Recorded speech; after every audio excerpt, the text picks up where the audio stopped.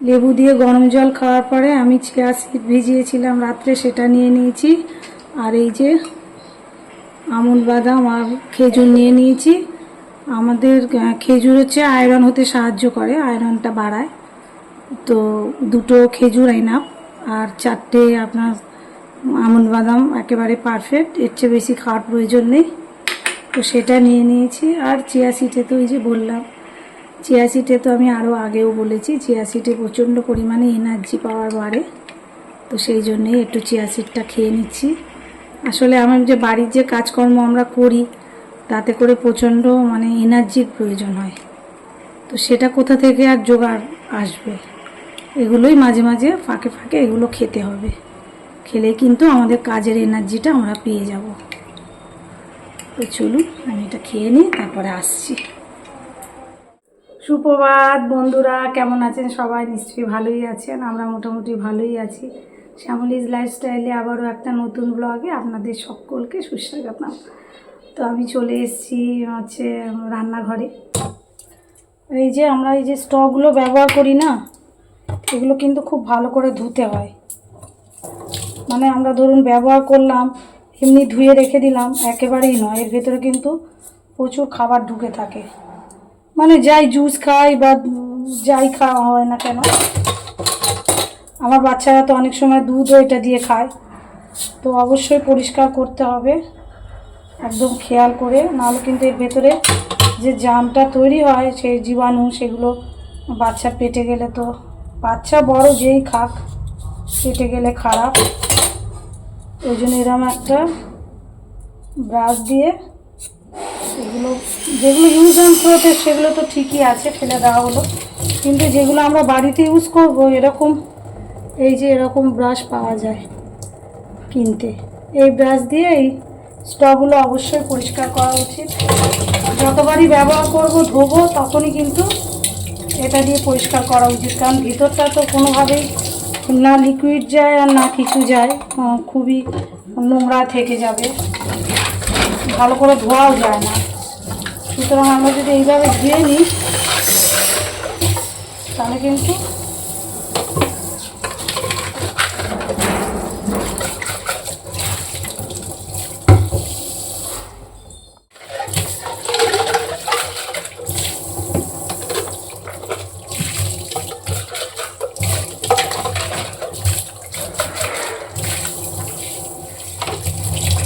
আর যতবারই আমরা বাসন ধোবো, ততবার কিন্তু এইভাবে কষলে আর স্কচব্রাইটগুলো ধুয়ে রাখবো।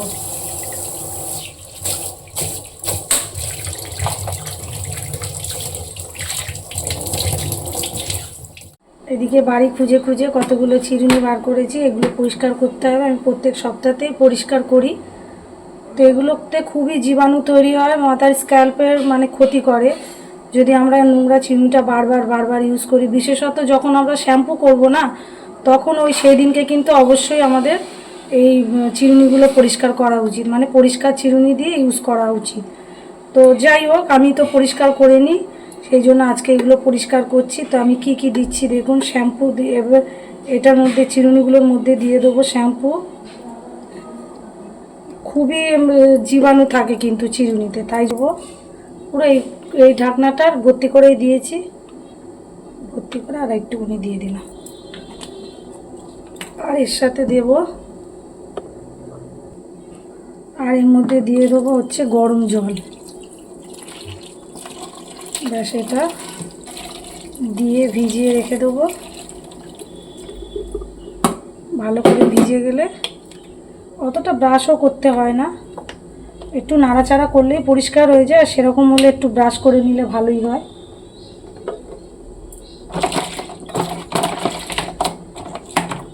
এটাতে কি হলো, চিরুনির মধ্যে যতই কারোর মাথায় ধরুন, আমরা এক একজন চিরুনি সবারই আলাদা থাকে, কিন্তু সময় বিশেষে সবাই সবটা ইউজ করে ফেলে, যে যার চিরুনি তার আর থাকে না, সবাই সবারটা ইউজ করে। তো সেই জন্যই চিরুনিগুলোতে প্রচণ্ড ময়লা পড়ে থাকলে আরও বেশি জীবাণু, এরটা ওর কাছে যাচ্ছে, ওরটা ওর কাছে। তাহলে কি, ধরুন আপনার বাড়ির একটা মানুষের মাথায় খুশকি আছে, তো সেই চিরুনিটি ইউজ করলো, আর একজনের হয়ে গেল। বা এরকমভাবে বা জীবাণু চিরুনির মধ্যে যদি অতিরিক্ত ময়লাও থাকে তাতে একটা তো ব্যাকটেরিয়া জন্মাই জানেনি। তো সেগুলোকে পরিষ্কার করার জন্যই এইটা ইউজ করে, এইভাবে যদি আমরা চিরুনি পরিষ্কার করি না, চিরুনি ভালো পরিষ্কারও হয় আর আপনার চিরুনিগুলোতে জীবাণুমুক্ত হয়ে যায়। বিশেষ করে ডেটলটা অবশ্যই দেওয়া উচিত। এবার তো নিয়ে এসছে ফল, তো ফলগুলোকে সবসময় ধুয়ে রাখাই উচিত, ভালো করে ধুয়ে রাখবো।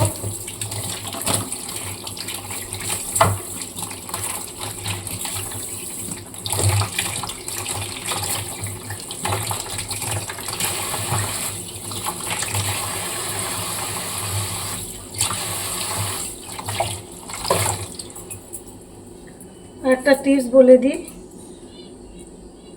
এটা কলাটাকে তো শুকাতে দেওয়ার কথা, যাই হোক এখন আপাতত তো আপনাদের আমি কি করব কলাটা নিয়ে সেটা তো দেখাচ্ছি। তো এখন শুকাতে গেলে টাইম হবে না, অন্য কাজে ঢুকে গেলে তাহলে আর হবে না আর কি কাজটা। আমি তো পরে শুকিয়ে নিয়ে যখন তখন করে নেবো, কিন্তু যখন তখন তো ক্যামেরা অন করা যায় না, সেই জন্যই।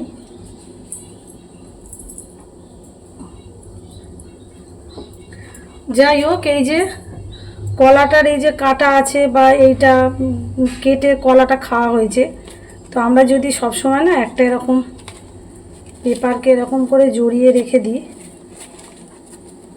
এটা শুকিয়ে গেলেই করতে হয় বেসিক্যালি, কিন্তু আমার উপায় নেই, আমি আগেই করে নিচ্ছি আপনাদের দেখানোর জন্য জাস্ট, কেননা আমার এখন এই অন্য কাজে ঢুকে গেলে এটা পরে হবে।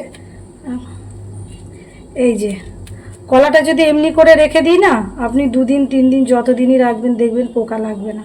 আর এই যে কলায় কালো কালো দাগ যা হয়েছে, এই দুটো তো খেয়ে নিতে হবে।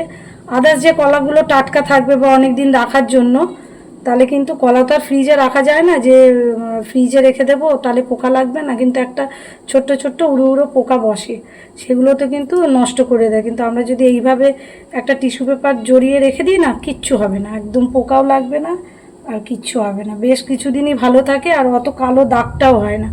আরও ভালো হয় যেখানে আমরা ফলটা রেখে দেবো সেটা একটা টিস্যু পেপার দিয়ে চাপা দিয়ে রাখবো, তাহলে খুব ভালো হয়। পুরো কলাটাকে আর কি টিস্যু পেপার দিয়ে মুড়ে দেব, অনেকটা বেশি কলা থাকলে টিস্যু পেপার দিয়ে। এদিকে দেখুন আমার এই জগের ভিতরটা এই যে কেমন কালো কালো দাগ হয়ে গেছে, ওই যে দেখাতে পাচ্ছি, এই যে কালো কালো দাগ হয়ে গেছে, আয়রনের দাগ পড়ে গেছে। তো সেইটা আমাকে এখন পরিষ্কার করতে হবে। তো আমি ফ্রিজ খুলে দেখলাম যে এই লেবুটা আর খাওয়া যাবে না, তাহলে এরকম ওয়েস্টেজ লেবু দিয়ে যদি আমরা কিছু কাজ করি তাহলে কোনো অসুবিধা নেই। লেবুর প্রচণ্ডই দাম, টাটকা লেবু কিনে সেগুলোকে এইসব কাজ করার কোনো মানেই হয় না।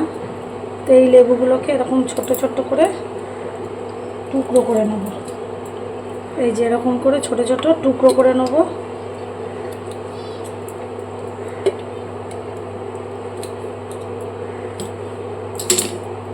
এই যে টুকরো করে নিলাম, এবার এর মধ্যে দিয়ে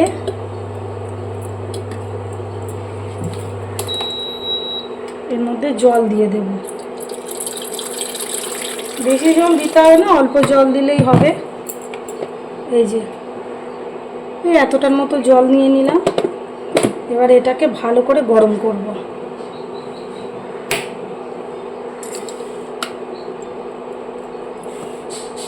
এটা গরম হোক, এটা একদম টকবক করে ফুটলে তারপরে যদি একটু ব্রাশ দিয়ে ঘষে দেওয়া হয় না, দারুণ কিছু দিতে হয় না। এগুলো তো সাধারণত খুব একটা ভালো করে ধোয়া যায় না, পেছনটার জন্য জলে ভালো করে আমরা অন্য বাসন যেভাবে ধুই এগুলো কিন্তু সেইভাবে ধোয়া যায় না, সেই জন্যই ভেতরটা ধোয়া। অনেকে ডিম সিদ্ধ করে, চা করে, তারপরে শুধু জল গরম হয়, আমার যেমন শুধু জল গরম করি।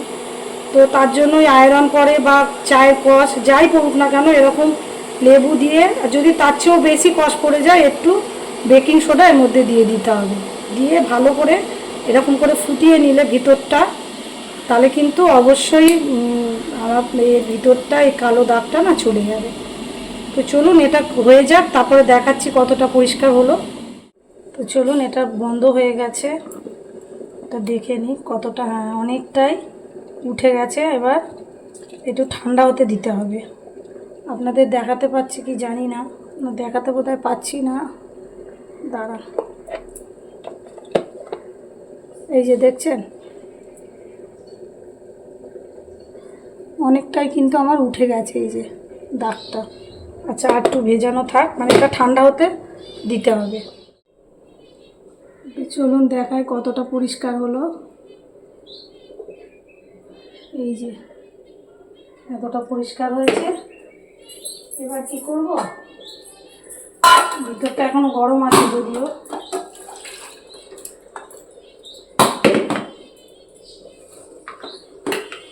একটু এরকম স্কচব্রাইট নিয়ে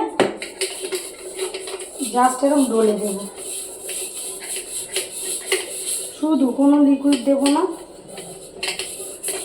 মানে আমি দিই না লিকুইডের মধ্যে, মাঝে মাঝে এই গরম জল করলে এমনিতেই তো জীবাণু কেটে যায়, যদি ময়লা লেগে না থাকে, মানে অন্য কিছু খাবার দাবার এতে যদি না হয়, তাহলে কিন্তু বিশেষ তো আর ময়লা হয় না। গরম জল করলে এর জীবাণুটা কেটে যায়। কিন্তু ভেতরে একটা আস্তরণ, মানে কী বলে, আয়রনের একটা আস্তরণ করেছিল। তো আমি একটু ধুয়ে আনি।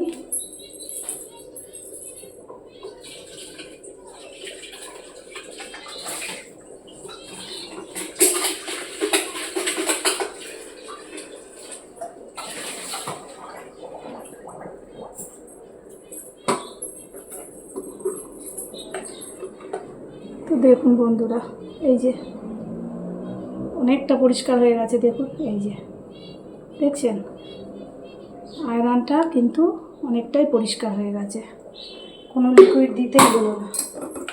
আর এবার এই বাইরেটা, এই যে যে লেবুটা বেঁচেছিল সেটা দিয়ে একটু কষলে দিলে পুরো ব্যাপারটা একবারে পুরোটাই পরিষ্কার হয়ে যাবে।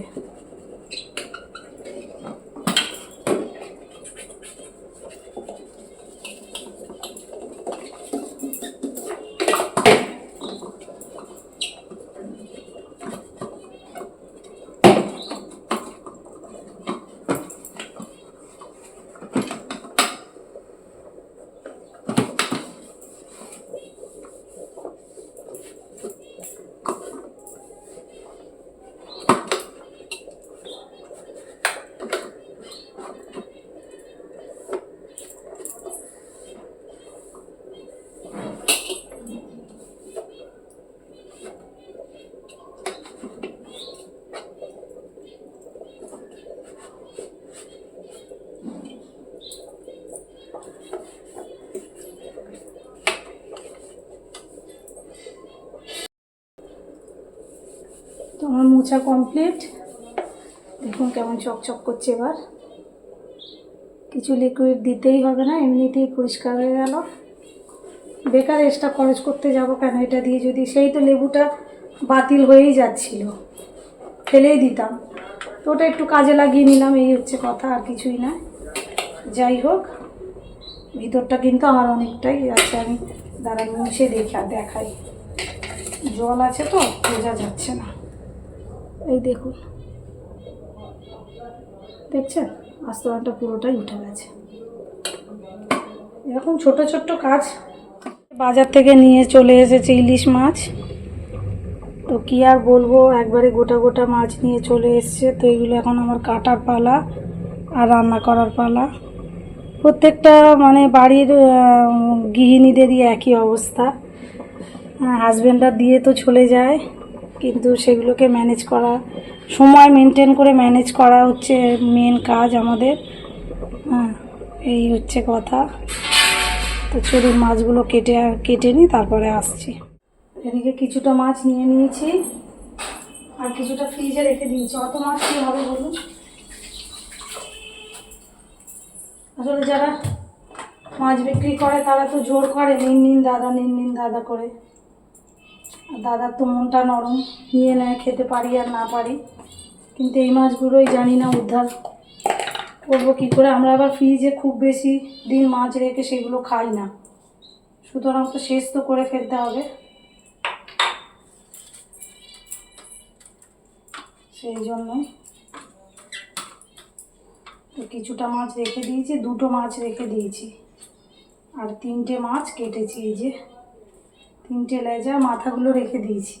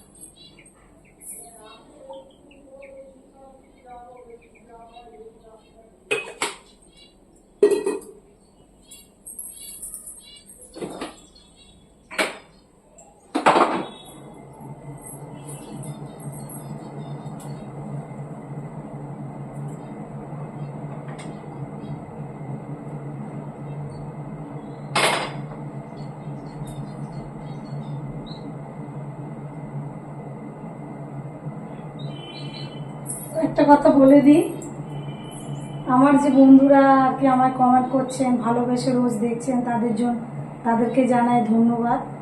আর কিছু বন্ধু আছেন তারা দেখেন কিন্তু সাবস্ক্রাইব করেননি অথবা কমেন্ট করেন না। প্লিজ তারা সাবস্ক্রাইব করে নেবেন, তাহলে প্রত্যেক দিনের নোটিফিকেশানটা আর কি আপনারা পেয়ে যাবেন। আর রোজ কমেন্ট করুন, আমি তাহলে বুঝতে পারবো আমার কোন কোন বন্ধুরা আমার রোজ মানে ভিডিওটা দেখে, তাহলে আমি আরও উৎসাহ করে আর কি উৎসাহ পাবো, মানে আরও ভিডিও তৈরি করতে পারবো। নতুন মাথা থেকে বুদ্ধি বেরোবে ভিডিও করার, মানে নতুন আইটেম তো বার করতে হয়, তাহলে বুদ্ধিটা বেরোবে। আপনারা যদি ভালোবাসা দেন, আমার ওই ভালোবাসাতেই আর কি বুদ্ধিটা বেরোবে, এটাই হচ্ছে কথা। এটা কিন্তু সত্যি। কেউ ভালোবেসে কোনো কাজ, মানে কেউ যদি ভালোবাসে না কোনো কাজে, মানে যে কোনো ব্যাপারে, কেউ যদি কাউকে ভালোবাসে বা ভালোবেসে যদি কোনো কাজটা দেখে বা তাকে গুরুত্ব দেয়, তাহলে কিন্তু প্রত্যেকটা মানুষেরই ভালো লাগে। যেমন আমারও আপনাদের খুবই ভালো লাগে, দেখুন আপনারা হচ্ছে অচেনা মানুষ কিন্তু ভালোবেসে নিশ্চয়ই আমার ভিডিওটা দেখছেন। আর আমারও খুব ভালো লাগে যে ভালো ভিডিও দেওয়ার চেষ্টা করি, আর দেবো ভালো ভিডিও আসার চেষ্টা করবো আর কি।